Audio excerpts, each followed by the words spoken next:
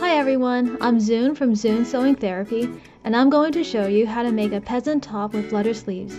It's really quick and easy to make, and you won't need much fabric too. I sized it 2T, but since the chest measures 24 inches, I think it could fit a child up to 4 years of age. I used the same pattern to make this 4th of July peasant dress. If you're interested in making a peasant dress like this one, be sure to check back later on my channel, blog, or on social media. I've included the links below. Okay, so right now let's focus on this cute little top. Here are some of the things you will need. To print out the pattern, go to zunesewingtherapy.com and make sure that the printer is set to do not scale. If you don't have twin needles, you can just use your smallest zigzag stitch. That way, the fabric will stretch without snapping the stitches. Let's start off by putting the front and back pieces right sides together and sewing them with a 3/8 inch seam allowance. After that, serge or zigzag the edges.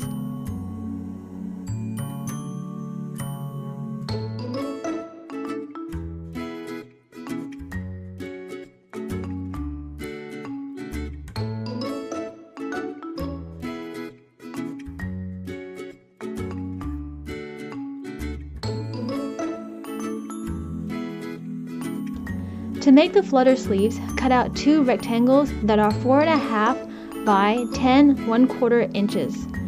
Fold under 1/4 inch twice and sew close to the edge. Or you can use a rolled hem foot if you have one. I suggest using lots of pins to keep the folds in place, and remove the pins as you sew. Don't worry if your hem looks all curly like mine, just pass a warm iron over it. Be sure to set the iron to the lowest setting and test on the scrap piece of the same fabric you are using. Now let's attach the sleeves to the front of the top with a 3/8 inch seam allowance. Then attach the sleeves to the back of the top by pinning them right sides together and sew with a 3/8 inch seam. You can serge or zigzag the raw edges of the armhole, but I got a little lazy and skipped it here. To finish the armhole, fold under 3/8 inch and pin it in place.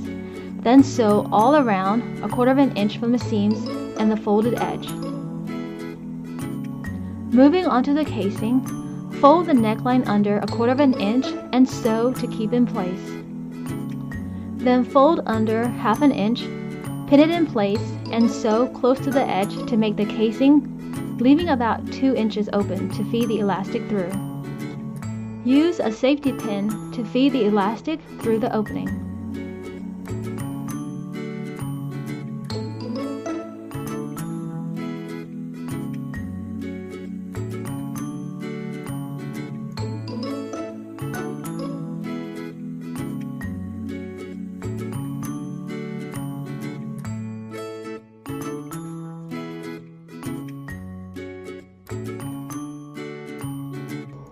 Next, determine how wide you want your neck opening to be, then overlap your elastic by about 1/2 inch.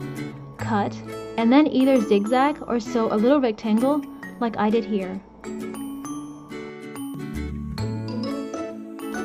Close the casing by sewing close to the edge while being careful not to sew on the elastic. The last step is the hemming. Fold under 3/4 inch. If you don't have twin needles, just do a small zigzag stitch and then cut the excess fabric. If you're using twin stretch needles, do not backstitch in the beginning or at the end. Start with a long tail of thread and end with a long tail of thread, and use your hand sewing needle to bring the threads on the right side of the fabric to the wrong side of the fabric and tie them in a knot. To trim off the excess edge, fold everything up, leaving only the raw edge exposed, and cut closely to the fold, being careful not to cut the actual top. And that's it. I like to add a little bow to the front so I can tell the front from the back easily.